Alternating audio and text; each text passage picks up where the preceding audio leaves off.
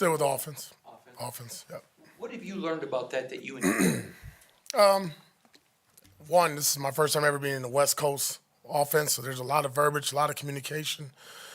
Just the concepts, the rhyme, the reason. Played against it, for a bunch of years. Coached against it, but obviously first time dealing with it on a day-to-day basis. There's a lot of good stuff there, but like anything, right? I don't care if we're talking offense, defense. You got to put in reps. You got to put in time. You got to gel. You got to get the same group out there and constantly talking through it. And I think Luke is doing a good job of it, right? I thought, even last week, regardless of the outcome, that game plan we had worked on for quite a bit of time. Now, execution didn't show up, and that's what we got to get better at. How much do you think that the offense will take that step 1 week to the next, since it's kind of working out the kinks still? I think every coach in the NFL talks about week 1 and week 2. You really want to see that jump. And I think for us, that's something we harped on all week, not just offensively, but the entire team, staff, coaching staff, myself as well, just making that improvement from week to week. You always talk about, not trying to simplify things, not trying to overcoach your guys. With that being said, how much emphasis do you put on, just making sure your best players get the ball no matter what the play is? Yeah, player ran business. I've always said that. Said it the day I took over last year. I mean, we're good when our best players are playing really well, right? When Devontae Adams, Jacoby, Big Mike, Brock, Zamir, when our O-line is playing well, and I could go on and on and on. But when those guys are making plays, typically it's a good day for the Raiders. And that's what's going to come down to this game, right? We're going against one of the better teams in the National Football League, reigning MVP. I mean, all hands on deck, and our best players got to show up. Is it too soon to expect Chason to potentially be elevated in play? Who's this? Chason.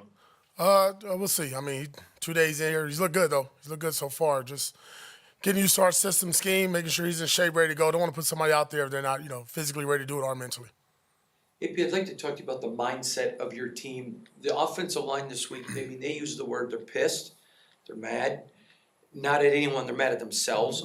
As a coach, can you wish for anything more than guys that take the personal responsibility? Yeah, I mean, because again, it always starts with those guys up front, right? When we're a good offense, running the ball, throwing the ball, it starts with the O-line, protection, everything of that nature. Their mentality sets the tone. Their energy, their presence sets the tone. I think that's really critical, and they understood. They saw it. I mean, it was glaring what the issues were last week.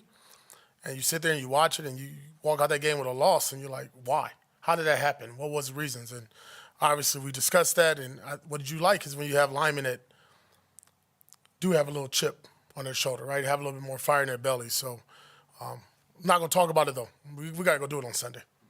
Just along those lines, have you liked, I guess, the attitude of the team of wanting to get back out there, of the response that they had to the loss? Yeah, I mean, bounce back, 24-hour rule, legit. Like, came in here on Wednesday, and to be honest, I know it's coaches talk, but by far best Wednesday since I've taken over.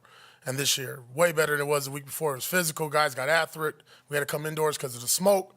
But it was a lot of energy, the effort, the finish, the physicality, everything we want in a padded practice. So it's kind of a broader question. I don't know if you watched the game last night, but saw Tua suffered another concussion. When you have players, not every player is different, but when somebody has a history of concussions, do you handle that any differently as a head coach? I'll be honest, I'll just tell them to retire.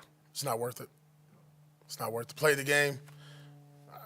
I haven't witnessed anything like I've seen that's happened to him 3 times. Scary. You can see right away the players' faces on the field. You can see the sense of urgency from everybody to get Tua help. I just think at some point, he's going to live longer and he's going to play football. Take care of your family.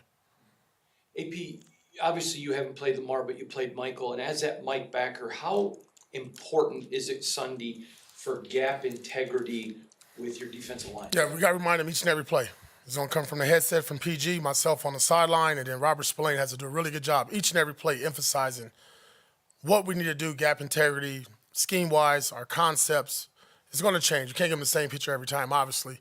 But just very cliched, you got to do your job, man. Like, this ain't a game where you run around the quarterback 10, 15 yards up the field. That's going to be bad ball. And we've talked about it. We talked about cage rushing, talked about gap integrity, pushing the pocket. I mean, there's a lot of success with Lamar at times when you do it the right way. Now, you're dealing with an elite athlete, and he's going to make plays, and we got to understand that. And we got to move on, right? He's going to bust a run. He's done it every game of his career. But we can't let him break our backs doing it throughout the game. Coach, your defensive backfield had a good game last week, held Herbert to under 150 passing yards. How impressed were you with them, and what do you expect from them on Sunday? No, that was good. I mean, If you'd have told me you lost a game and he threw for under 150, I'd have told you you're lying. But what I love to see, honestly, was one of the first 10 plays, I think, in the game with, JB, with Bennett out there on the sideline. Hell of a job playing the ball. I think that was a big confidence booster for him. We saw that in training camp, but to see it in the game, live action, kind of early on, it was really good. And you could see the energy and excitement from our secondary. But that group has been pretty steady and solid, right? We obviously, there were some plays in the secondary from our safeties we wish we can have back. But, that group throughout this offseason and training camp preseason has been pretty consistent. But it's going to be another big challenge, right? It's week to week. I mean, you got two guys here that really run down the field. The vertical threat is real this week. And then us tackling in space, right? Like I just said, Lamar's going to get out there. He's going to make a play or two. We got to get him on the ground. You mentioned Ja'Cory Bennett having that, training camp and preseason looking really good. How much of a chip on his shoulder is he playing with right now? Yeah. I mean, think about it. He started the season off as a starter and didn't quite end that well for him. And you saw a lot change in just his mental makeup. I think, as a rookie, you think you can go in there and you can strap up everybody, right? And nobody's ever going to catch the ball on you. And that didn't quite happen for him.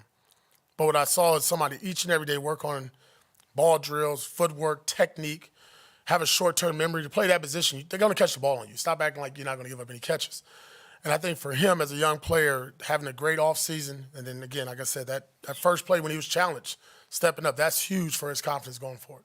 Coach, have you had any update with Jackson Powers-Johnson or with Tyree Wilson as well? I know he hasn't really practiced at all this week. Yeah, Tyree will be out, and then Jackson will be a game-time decision.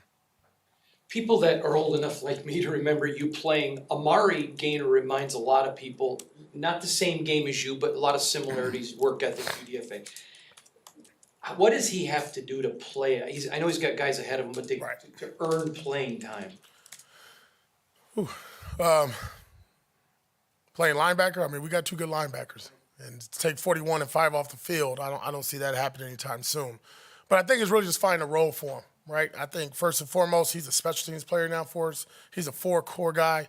Making an impact there is really important. That's going to help change the field for us. And I think as the season goes on, you'll see it. I mean, there's moments where, upstairs we're like, okay, we can do this with him. But at the same time, I always worry about throwing a rookie in the fire too soon. And I think he needs to just get his feet underneath him, get grounded, get comfortable, make some plays on special teams, and then you'll see that translate on defense. While you're on the topic of rookie linebackers, Tommy Eichenberg has been a full participant in practice so far. Can you just talk about, getting him back on the field and what his role could potentially turn into? Yeah, excited about him. He'll be up this week. We'll be rolling with Tommy, 4-core special teams guy. Again, just like I said, get his feet wet on special teams, let him go out there and make plays. Hasn't played football in about a month now, right? So we need to get out there and get his legs underneath him and get used to contact. And no better way to do it than on special teams. You mentioned Gardner Minshew. Sometimes when the play's there, you got to just go make the play. And there was a couple that looked like he could have taken some shots. Has that been an emphasis this week of if it's there, take it, let it rip? When you say shots, you talking about vertical or? Or yeah, just there's a deeper shot, like 15, 20 yards. Listen, I'm all about it. We got Trey Tucker. I mean, we took one shot last week. Devontae wasn't good enough. Ball's out of bounds. But you saw in the preseason that's what we wanted to look like, and that needs to show up Saturday or Sunday. You've addressed the 4th down decision several times this week, but just going forward, are you comfortable with where the communication is in terms of everybody being on the same page and discussing those kind of things in a quick manner and making the decision on the field? Yeah, we do that. We do that all the time.